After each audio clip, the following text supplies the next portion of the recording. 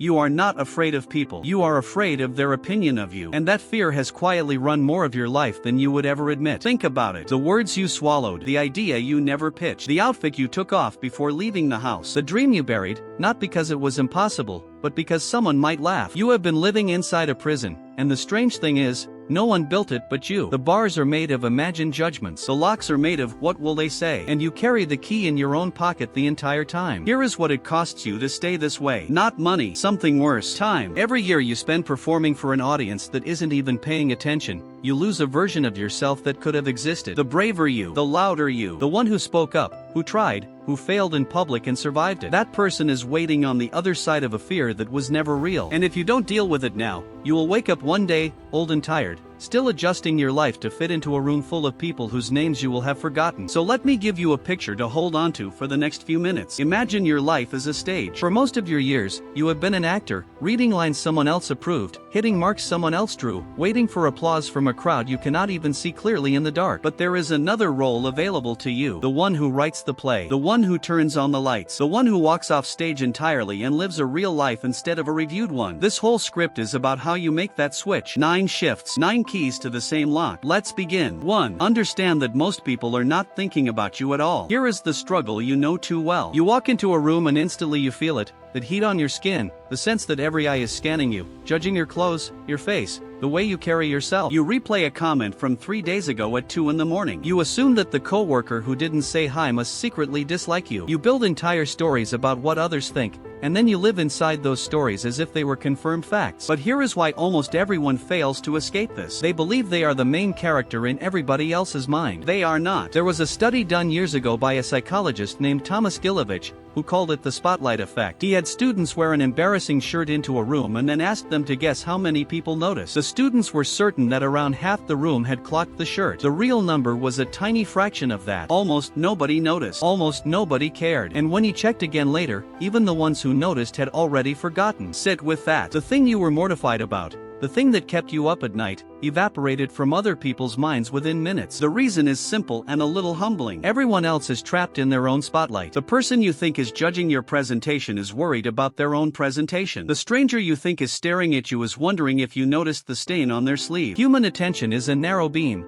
and every single person is pointing it at themselves. You have been performing for an audience that is busy performing for their own. So here is what you do today. The next time you feel that imaginary spotlight burn, run a quick test. Ask yourself, can I remember what a stranger wore last Tuesday? Can I recall the small mistake a colleague made last month? You cannot, and they cannot recall yours either. Then take one small action you have been avoiding out of fear of being watched. Wear the bold color. Ask the question in the meeting. Eat alone at the restaurant. Prove to your own nervous system that the spotlight was never on. Their attention is on themselves. Your freedom is in yourself. And once you truly grasp how little others are watching, a strange new question appears, one that changes everything. If they were never really the judges, then who has been holding the gavel this whole time? 2. Realize the harshest critic in the room has been living inside your own head. You spend so much energy bracing for other people's judgment that you never notice the voice doing most of the damage is yours. Someone gives you a compliment and you dismiss it instantly. Someone points out one flaw and you carry it for a decade. You have a running commentary in your mind that narrates your every move, and it speaks to you in a tone you would never accept from a friend. That's not too smart. Everyone saw that. You always mess this up. You knew you weren't good enough. Here is the trap most people fall into. They assume this inner voice is telling them the truth. They think it's their conscience, their intelligence, their realism. It isn't. It's a collection of borrowed opinions, absorbed years ago from a parent who was stressed, a teacher who was tired, a kid on a playground who was cruel for no reason. You took those voices in when you were too young to argue with them, and now you replay them as if they were your own wisdom. You are not being honest with yourself. You are being haunted. Let me tell you about a woman I once knew who spent 30 years believing she was bad with people. She avoided parties. She turned down promotions that involved leading a team. She built a small, quiet life to match a small, quiet belief. One day she asked herself where that belief actually came from, and she traced it all the way back to a single afternoon in the 5th grade, when one girl told her she was awkward. That was it. One sentence, from one child, on one ordinary day, had quietly written the rules for the rest of her adult life. When she finally saw it laid out like that,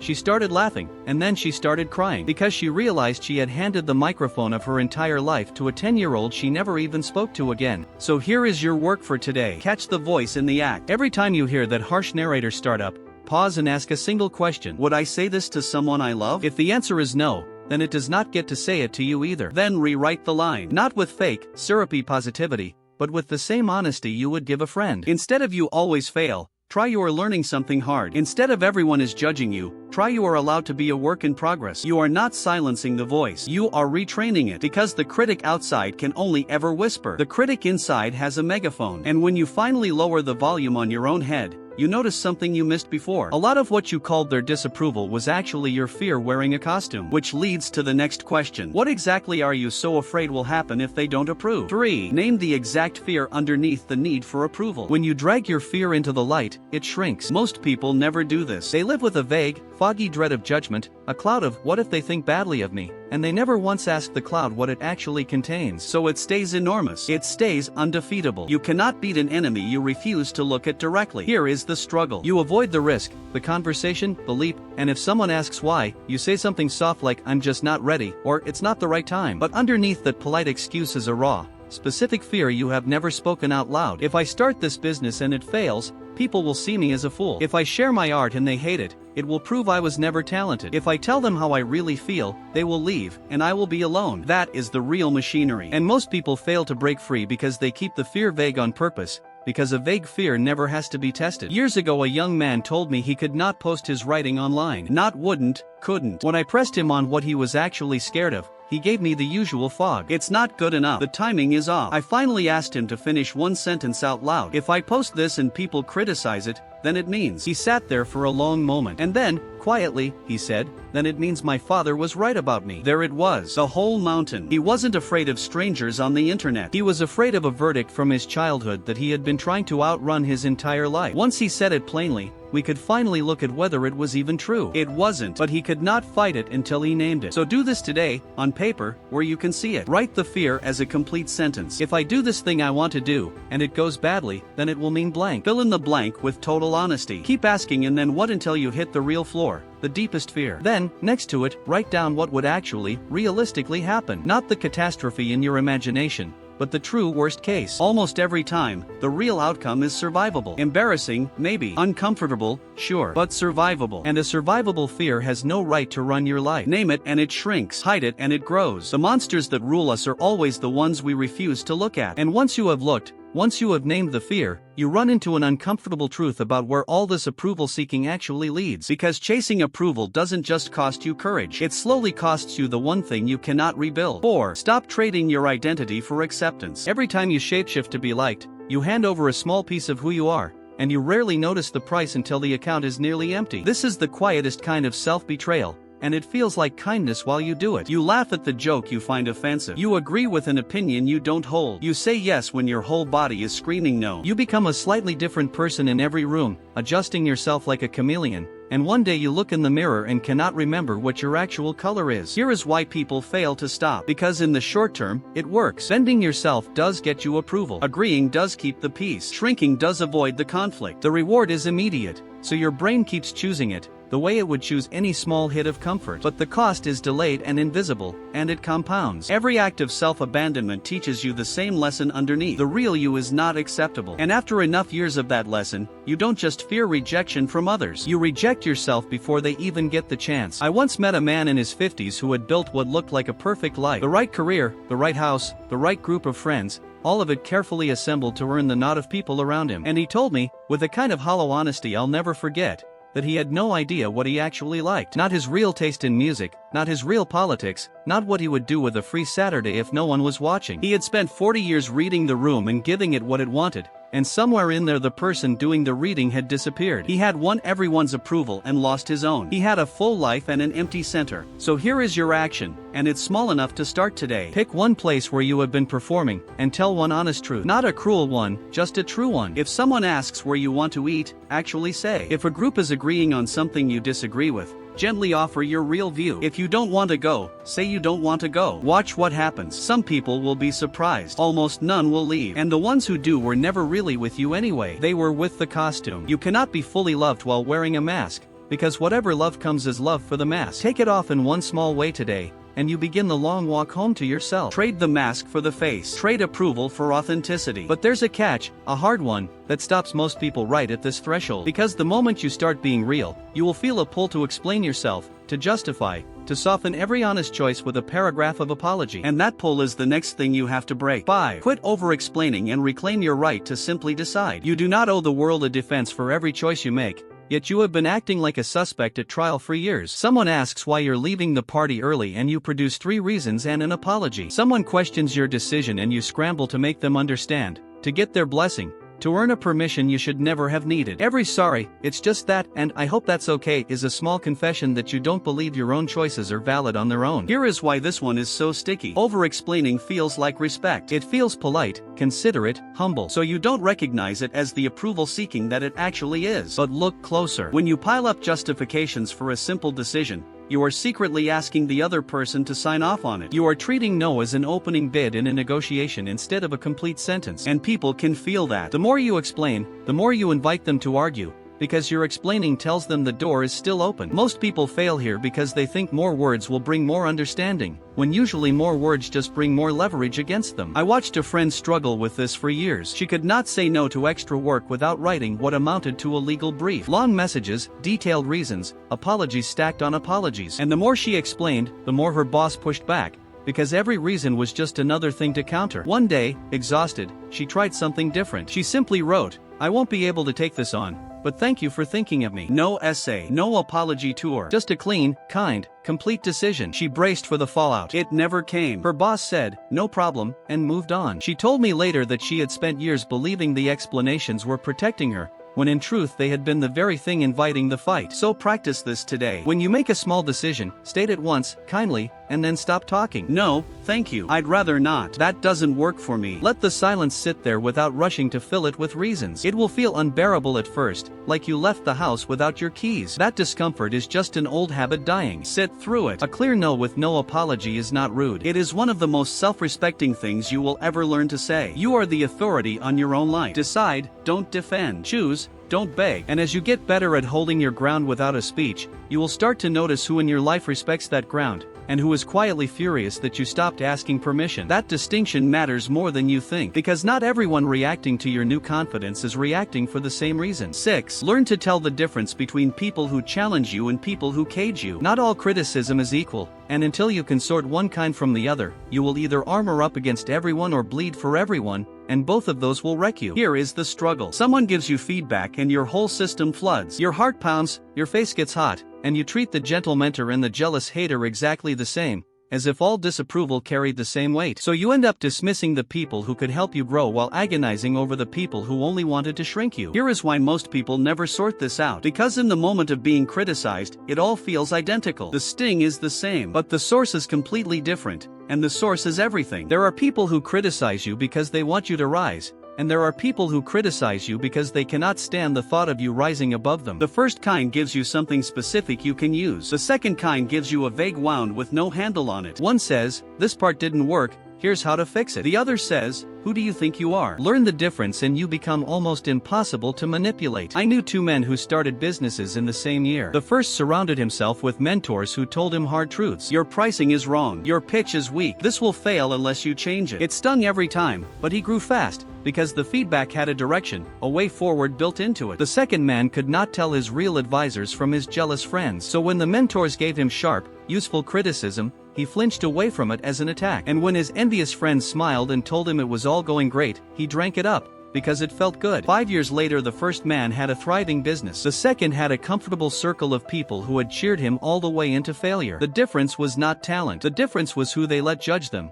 and how they read that judgment. So here is your filter, and you can use it starting today. When criticism comes, ask 2 quick questions. First, does this person want me to win? Second, is there something specific and usable in what they just said? If the answer to both is yes, lean in, even though it hurts, because that pain is the good kind, the kind that builds. If the answer is no, if it's just a vague jab from someone who benefits when you play small, let it pass through you like wind through a screen door. Notice it, don't grab it. You do not have to argue with it. You just have to refuse to carry it home. Feedback that builds, you keep. Noise that binds, you release. Not every voice deserves a seat at your table. And once you start filtering voices this way, you will realize something bigger. It is not just individual critics you have been serving. It is a whole invisible crowd you carry with you everywhere. And that crowd needs to be dealt with directly. 7. Fire the imaginary jury you carry in your head. Right now, without knowing it, you make decisions in in front of an audience that isn't there. You think about buying something and instantly picture what your judgmental relative would say. You consider a new path and hear your old classmates snickering. You dream about changing your life and feel a whole courtroom of half-remembered faces leaning in to deliver a verdict. This jury follows you into every important moment of your life.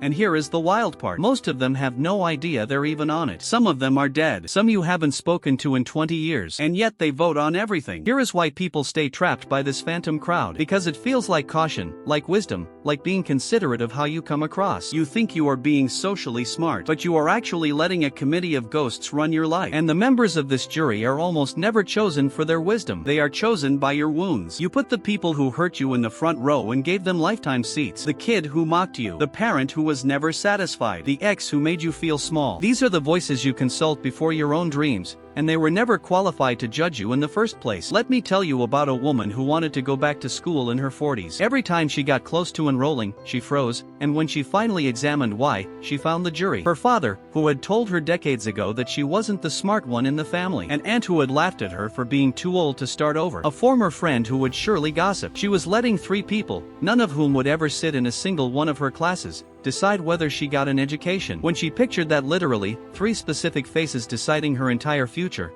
she saw how absurd it was. So she did something powerful. She wrote their names down, and next to each one she wrote a single question. Is this person qualified to run my life? The answer, every time, was no. And she quietly dismissed the court. So do that today. Get honest about who is on your jury. When you feel that judgment before a decision, stop and ask whose face is actually attached to it. Name them. Then ask the only question that matters. Have they built the kind of life I want? Do they love me and want me to grow? If not, they are dismissed. They do not get a vote on your future just because they got loud in your past. You are allowed to clear the room. You are allowed to make choices with an empty jury box and a clear conscience. Dismiss the jury, reclaim the verdict. Their opinion was never the law. And when that courtroom finally goes quiet, you will hear something underneath the silence, something that has been waiting for you the whole time. A question about what you actually want, now that no one is telling you what to want. But before you can answer it, you have to build something to stand on. Because a person with no ground of their own gets blown around by every opinion in the wind. 8. Build an inner scoreboard so you stop keeping score by their eyes. If you do not decide what a good life looks like for you, the world will decide it for you.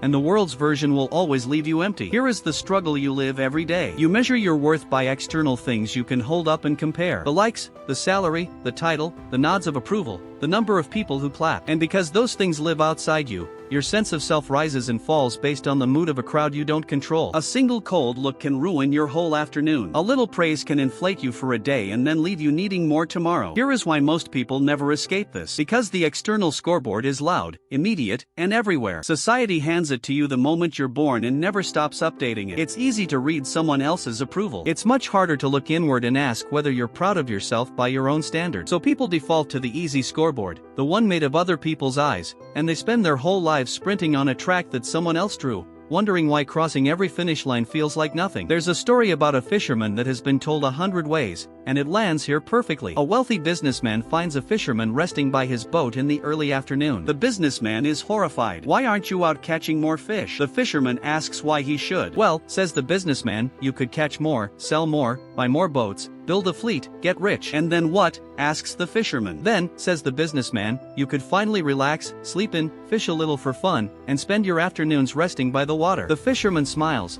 because that is exactly what he is already doing. He had built his life on an inner scoreboard. The businessman had spent his whole life chasing his way back to a piece the fisherman never left. The difference was never the fish. The difference was who was keeping score. So build your own scoreboard today, in writing. Ask yourself what actually matters to you, not to your neighbors, not to the internet. Maybe it's being present with your kids. Maybe it's making something honest. Maybe it's a quiet mind, or a body that feels strong, or work that means something. Write down 3 to 5 things that define a good day for you, by your own values. Then, tonight, grade yourself only against that list. Did I live by my own standard today? That is the only scoreboard that will ever bring you peace, because it is the only one you actually control. Score your life by your values, not their view. Win the game you actually chose to play. And once your worth stops depending on the crowd, a strange lightness sets in, a kind of freedom you may have never felt as an adult. But freedom on the inside is only half the transformation, because the last shift is not about how you feel. It's about what you do, out loud, in the world, where it costs something real. 9. Take one visible, courageous action while the fear is still there. Everything you've learned so far can quietly become another thing you only think about,